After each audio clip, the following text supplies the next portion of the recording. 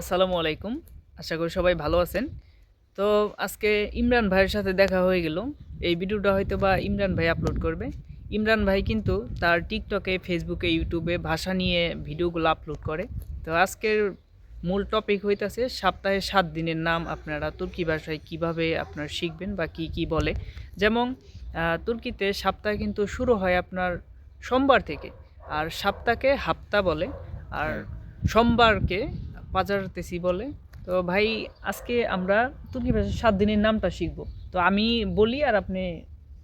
হ্যাঁ, আপনি বাংলাটা বলেন, আমি তুর্কিটা তো বলি। সোমবারকে কি বলে তুর্কি ভাষায়? সোমবারকে বলা হয় পাজারতেসি, পাজারতেসি।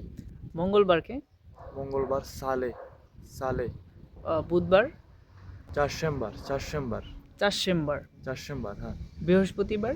পাঁচশেম্বার, আহ, পাঁচশেম্বার। শুক্রবার? জুম্মা, জুম্মা। শনিবার? জুমারতেসি, আহ, জুমারতেসি। রবিবার? ফাজার, ফাজার। আর রবিবার তো সপ্তাহ শেষ আর কি। রবিবার হচ্ছে সপ্তাহের শেষ এবং ছুটির দিন। এবং আমরা যে বাজার বলি, বাজারকেও কিন্তু বাজার বলা হয় তুর্কি ভাষায়। আর বলি সপ্তাহকে তুর্কি ভাষায় বলা হয় হাফতা।